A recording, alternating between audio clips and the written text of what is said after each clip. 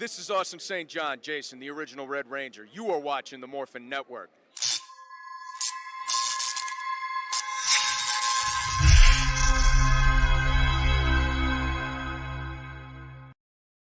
This Morphin Network video is sponsored by Ranger Stop Convention and Ranger Stop and Pop.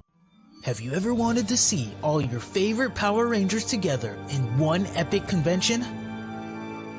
Go to Ranger Stop! Ranger Stop and Pop! August 27th to the 29th, 2021! Atlanta, Georgia!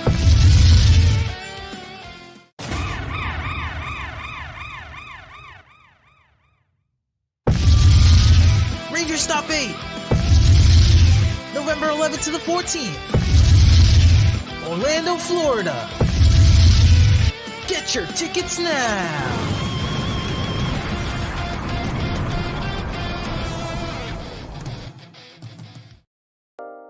Carson's Corner is a black LGBTQ-owned small business. They sell merchandise and apparel on pop culture franchises such as Dragon Ball, King of the Hill, Sailor Moon, and of course and most importantly, Power Rangers. If you're interested in getting their amazing merch, be sure to check them out at carsoncorner.com. Link will be down below. I'm very emotional right now, ladies and gentlemen, of Facebook and YouTube and whatever other source you're watching this episode. I'm so emotional about this past episode that part of me felt like getting cold feet because, this was the penultimate episode of the show. And also I have this year-long project I've been working on, and I finally finished it. And part of me wants to cry right now, and I know the show must go on. The story never ends, and neither will this review. So, ladies and gentlemen, this is Time Rider Zero. Welcome to the Rider Time podcast. Today, we are reviewing the penultimate episode of Kamen Rider Saber. Kamen Rider Saber episode 47, The End of the World and a Story Reborn. What can I say about this episode without tearing up, especially the way it ended? If I had to nitpick, I wish this was the actual last episode, not the penultimate episode. But I'm sorry. Don't worry. I won't. Don't worry. I won't pull a Michael Bay and just run off on you guys. But seriously though, what'd you think of the episode? And what'd you think of the arc so far? Write down in your comment section, whether you're on Facebook or on YouTube. Let's get to this. Unfortunately, my cohort couldn't make it today, but he will be here for the finale. So, yeah. Okay, here we go. Where we left off our heroes. We got Kento and Ren fighting the last of the four former council members of the Sword of Logos, and they are very well on their last breath. However, they solidify their friendship by switching their Wonderite books, giving Kento the power of wind and Ren the power of lightning. And in a beautiful, stunning flash of victory, they managed to defeat the last of the four council members. However, as Yuri and Luna rush over to help Toma, they are slowly starting to fade away. Of course, where we last left off Toma, he was thrown down into a ventilator shaft, just like Darth Maul was, except Toma learned the power of the low ground. That's right. By using the power of the low ground, the primitive dragon was able to rescue Toma, saying, I don't want you to die yet. There's still so many stories I want you to make. And of course, going back to Primitive Dragon, which we haven't seen since episode 27, he manages to use his primitive claw in order to fight back against Storius. Of course,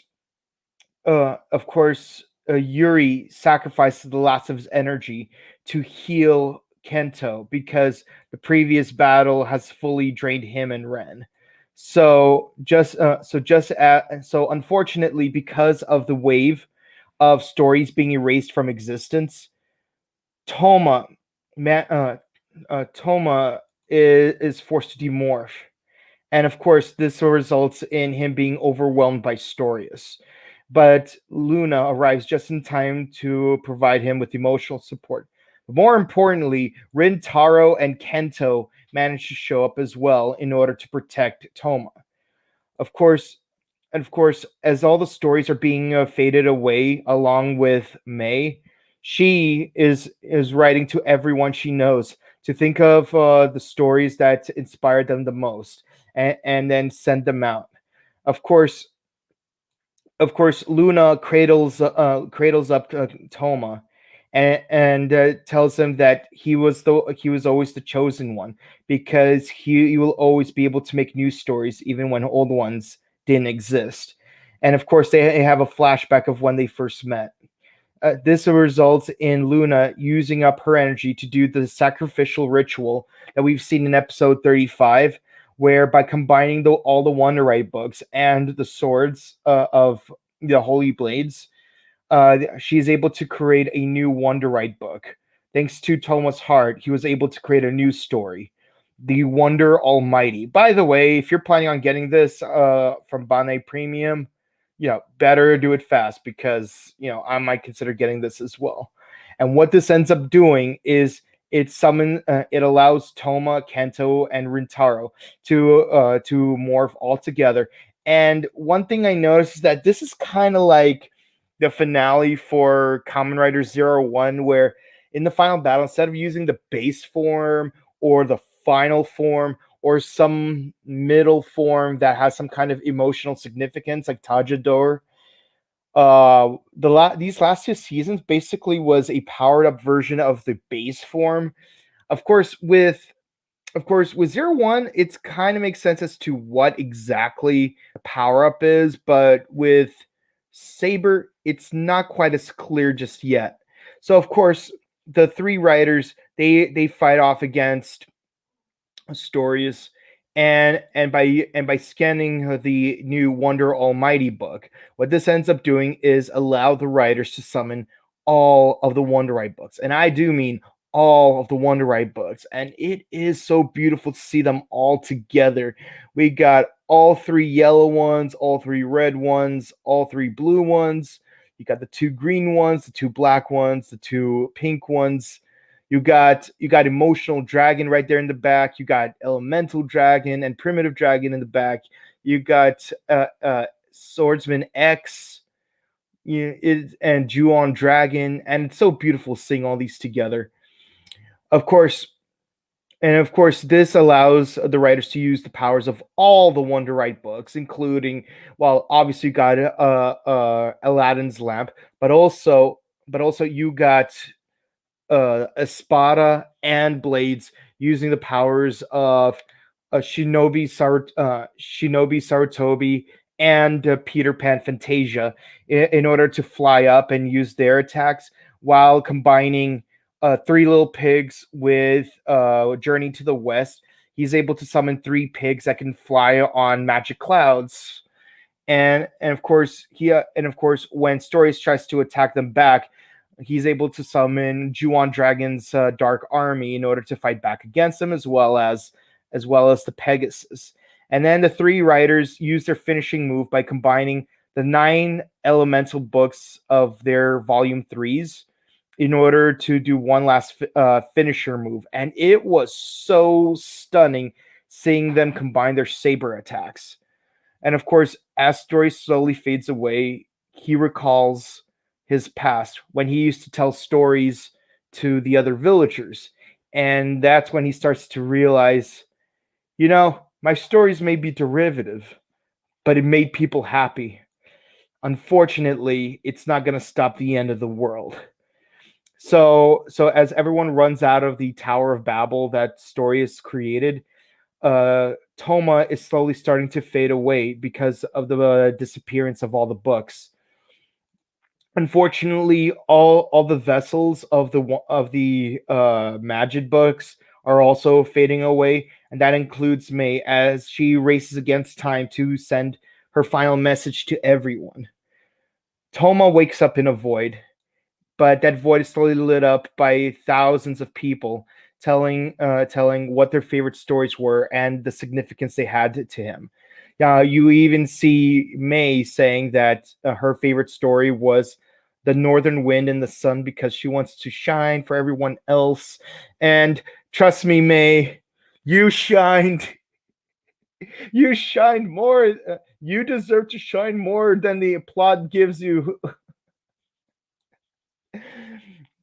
Okay, but moving on. But unfortunately, Toma does disappear. However, after a time skip, Kento is in the park observing all the peace and beauty that was created by the rescuing of the entire world. May holds a press conference about the publication of Toma's final book because, for all intents and purposes, he may as well be dead. But there is hope that he's still alive, writing more stories. Unfortunately, during this Deus Ex Machina, this also means that the Wonderite books have stopped working, and so all the swordsmen put their swords away. However, and by the way, one really quick thing, during the press conference, I can't help but notice that in the audience we have a Humagear, and I'm thinking, oh wow! Look, it's a human gear. It's a human gear. The two seasons are continuous to one another. Okay. Here's the thing. Here's the thing, though. I know that after decade there is actual continuity between Kamen Rider seasons, but they never really bring this up except like the first or last episodes of a season or during a team up. But this is the first time in who knows how long where we see actual continuity between two seasons where yes, these characters from this past season still exist and they're still around. I mean, I would have liked to see more Huma Gears earlier in the season. And if anything, the good thing about it is that it makes me want to go back to the season and see if there's any Huma Gears in the background. But nevertheless, it's still really cool to see an actual Huma Gear in Kamen Rider Saber without having any kind of context pertaining to Kamen Rider Zero One. So I hope to see more Huma Gears in Revice. So it turns out that Toma's still around and he's still writing his books, but he's writing his books inside the Wonder World, just like Victor once did. And of course, when he finishes writing his book, all the Wonderite books start reacting, causing everyone who disappeared from the incident to reappear, including Yuri and Yuki. You got Yuri over here, and Yuki actually shows up in the press conference. So that's when everyone realizes that, hey, the Thanos snap ended, or the blip, or whatever you prefer to call it. I prefer to call it the Thanos snap, but that's what it is. So of course, Kento's is greeted by everyone else as they await for Toma to arrive, and of course, Toma shows up, and everyone gives him a group hug because they all missed him. And in the cosmic side of the Force, you see Luna, Tassel, Isaac, and of course the three Magids saying their final goodbyes to Toma because the world needs him to write more books. And of course, as he leaves the Wonder World behind, he rejoins his friends in the human world. Meanwhile, inside Toma's bookstore, inside of Wonder World, we see the final page of the storybook, and turns out that there is actually a hidden flip behind it. So while this may be the final page, this isn't the final image because when it's flipped over, you see 3 best friends reading a book together, while beyond them is a world of wonder. And I have to say, watching the clip of, I'm gonna be honest, watching this clip right here, where where the final page of the book flips open, and we see Toma, Kento, and Luna reading that book, it was so emotional for me to see because it all started with the three of them reading books. So like I appreciate how it ended on that bittersweet final page. And oh my god, this episode was really great. I'm gonna be honest. Despite the issues with the pacing throughout the entire season, this episode hit well and it hit hard. The pacing for this episode was perfect. The writing was perfect. The everything hit so well that it hurts me a little bit that this isn't the final episode of the show. There's still one more episode left. But as far as this episode goes, I give it a 10 out of 10. I have nothing bad to say about the episode. I mean, I'm still a little aggravated that Stories' whole motivation is that, oh, my work is too derivative, so I have to destroy the world. But I like that Thomas is like, listen, man, like everything's derivative. You just got to be yourself and not be a jerk who ends the world. And yeah, I actually like that it's through everyone's love for storytelling that ends up saving the day at the end. And that's the plot for the episode. This has been Kamen Rider Saber episode 47, The End of the World and a Story Born. So what do you guys think of the episode? And what do you guys think of the arc? And what do you think will happen in the next episode? Aside from Revice making a cameo. So let's go to the comments. Facebook, YouTube, thank you for watching. Your comments will be read live. So please be sure to say what you guys thought of the episode. So first we got Parrot the Mesh saying, hi guys, hope you're doing great and fine, stay safe and take care. Yes, episode Delta is a thing. So L'Oreal says, hey, will there be a crossover between Revice and Saber? Yes, next week actually. Next week, the final episode of Saber will feature Revice, so be sure to check that out. The episode was emotional to the max. I'm gonna miss these writers so much. Yeah, I mean, again, there's a lot of Jim Cornetting that could be done this season, but at least at the very end, they made the characters something that you could attach yourself to. So I actually appreciate that. Waiting for the Superhero Senki movie on Blu-ray. Also to see the Jiran meets Shigeru. yeah. That's gonna happen eventually. I'm sure of it. It was School of Luna and the others to create Thomas Wonder Almighty book. That's right. Do you have Kamen Rider Solomon's? No, I do not. You have to pre-order. Okay, so to get the Omniforce book, you have to pre-order it. I did not pre-order it. I don't know if I want it or not because there's still the Superhero Senki book and the Wonder Almighty books, and I don't know if I want to get all of those because I already got a ton of books as is, so I just want to make sure that I actually because I need to be able to pay rent. So so there's that. Okay, summoning all the One Ride books at once was terrific. You could say it was terrific. Of course, I would say it was wonderful. Kamen Rider Black RX. Okay. Are you excited for Go Kaiju 10 years after? Yes. Actually, you know what I would really like to see in what I would really like to see instead of more than Go Kaiju 10 years after? What I would really, really like to see more than Go Kaiju's 10 years later. I'll give you a hint. It's something that may or may not happen, but I really hope it does. But yeah, Go Kaiju is going to have their 10th anniversary, but believe it or not, a certain other show is going to have its 10-year anniversary, and it's going to be cool beans. Give me a second.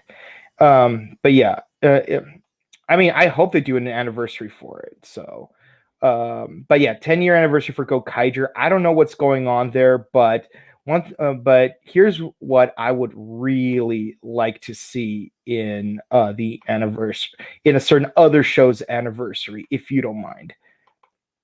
I would like to see this happen.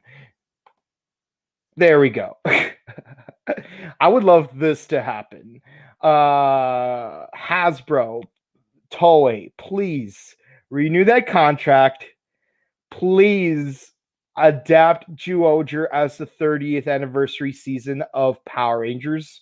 And please have a crossover episode with Super Mega Force where they become these 4 Rangers. Yes, you're going to have to use some new footage. You're going to have to use some new footage in order to make this happen, because we're definitely not going to get Tokyuger's adapted. I can verify this from a reliable source for reasons I may not necessarily agree with, but it's out of my hands. But back to where we were. But back to the comments though. Okay, let's see. Waiting to see their new Ranger keys go busters to Zenkaigers. Yes, I would love to see that as well. When Tomo was fading, I couldn't stop crying. Yeah, well, I couldn't stop crying when the pop-up book changed pages. So, yeah, you should watch it. You should watch Kamen Rider. They have Kuga and the original on Tubi TV and Shout Factory and Pluto TV, and they're gonna be adding 01 and Ryuki at some point. So be sure to check those out. Yeah, I know, Toma. Okay, would you think that Victor and Monty will appear in a future Power Rangers episode? I do not know. Yes, the pop-up book was beautiful. I loved it. Kamen Rider Saber is the first series I ever loved as a child author illustrator. The seasons really spoke to me. Aside from Toma being an awesome writer, it's not every day when you have a hero who you can relate to. Actually, there is. It's called Spider-Man. Spider-Man's a hero everyone can relate to. Everyone can relate to Spider-Man. And I have to say, like, given the new trailers that's been coming out, all I could think about is the dinner scene between Tobey Maguire and Alfred Molina, where they're talking about science and poetry, Einstein and T.S. Eliot. Yeah, and I have to say it again. Some of my coworkers at my new job were surprised that I write poetry, and they're like, but you talk such a big game about science. I didn't think you'd be such a romantic. I'm like, of course I'm a romantic. You could tell I have chemistry with people because of the bonds that I make. Okay, enough corny puns. Okay, every writer did crossover with Zenkaiger before, and it was everyone. Okay, spoilers. If Hasbro adapts Kamen Rider Saber, would you think which veteran Power Ranger actor should return? Definitely Mike Chat. I definitely want Mike Chat to come back, and the reason for that is because Go Blue from QQ Sentai Go-Go 5 played Kamen Rider Falcon, and I would love it if Mike Chat came back as whatever Kamen Rider Falcon's name would be. It would be perfect. What do you think that Gokaiger 10 years after? Would you think that Luca or Ahime transform into Ryu Soul Green? No. Wait. Oh, wait. No. It's not gonna work that way. What I'm pretty sure is gonna happen is keep in mind that Toa is still male in the Japanese version, so Dawn will become the Green Ranger. Ahime will still be the Pink Ranger, but Luca will become the Black Ranger, because basically it's all about filling in the voids. Like take like take what was that season?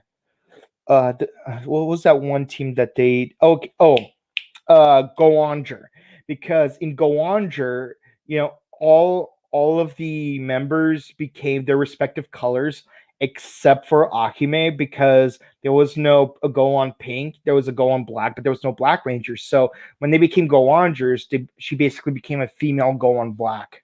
So they're just gonna fill in gaps. So if they did transform into Ryu soldiers, uh Ryu's Soul Black would be Luca, and everyone else would stick to their original range colors. Multi A plus for sure. Also, would you have seen veteran actors as cameos in Gokaiger 10 years after? I mean, it would be great to see that happen, but we don't know that for sure. I would say the Gokaiger 10 years after should have shot in New Zealand. Well, yeah, that's not up to me. That's up to Toei. Um, okay. Gareth UN too, because Boken Blue's actor was in Saber as well. Maybe. I mean, I don't think he's gonna play the same character that Boken Blue played, if he played a character, but I could see him playing Ren. I could see him being the Green Ring. I could see him being a Kenzan, if anything. At least I could see Dax from Overdrive being Kenzan. Okay, and that's it for the comments. I want to thank everyone for showing up. This has been the penultimate episode. Next week, we'll be covering the final episode of Kamen Rider Saber, and of course, we will be talking about our thoughts on the season as a whole. And I hope you guys are excited that Kamen Rider Revice will be showing up on September 5th, so be sure to check that out. You could find me on IG at chronojustice_cosplay, and you can find me on Twitch at twitch.tv/BokenKabuto. You can find my partner, the Reckless Fox on IG and on YouTube and on Twitch. He is twitch.tv/reckless_fox. I'm sorry he couldn't make it. And be sure to comment, like, and subscribe to Morphin Network, because we have a lot of content. We do Kamen Rider reviews, we do Super Sentai reviews, we do Boom Studio comic reviews, and of course, we're going to resume reviewing the Power Rangers Dino Fury episodes when things get caught up. I don't know when they're going to air episode 13, hopefully, or is it episode 12? I've lost count. I think it's episode 12. Hopefully it'll be soon, and whenever that airs, either on Nickelodeon or Netflix, we'll be reviewing that episode of Power Rangers Dino Fury. And of course, be sure to check out our other content, because we interview Power Ranger actors. Most recently, we've interviewed Tessa Rao and Hunter Dino, the Green and Pink Rangers from Power Rangers Dino Fury. This is an exclusive. These are exclusive interviews. We were super excited and had lots of fun doing those interviews. And of course, check out our other Ranger and voice actor interviews. And of course, our recent comic book convention videos, where I personally got to interview the cast of Beast Morphers. So be sure to check those out on our YouTube and other things on Facebook. So be sure to follow, like, and subscribe one more time on YouTube and on Facebook. Ding the bell icon, because YouTube's algorithms are storying our YouTube realities. So be sure to check that out. I will see you guys next week, and have a good weekend. Bye.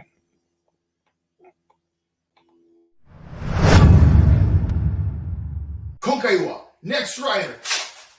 Kamen Rider Revice is the next Kamen Rider, premiering on September 5th, 2021. Next week is Kamen Rider Saber's final episode. What final adventure awaits Toma and the others? Thank you for supporting the Kamen Rider series this past year. And thank you for supporting Morphin Network and Rider Time podcast as well. This concludes the Kamen Rider 50th Anniversary Files. See y'all in the future. Bye. Carson's Corner is a black LGBTQ-owned small business. They sell merchandise and apparel on pop culture franchises such as Dragon Ball, King of the Hill, Sailor Moon, and of course and most importantly, Power Rangers. If you're interested in getting their amazing merch, be sure to check them out at carsoncorner.com. Link will be down below.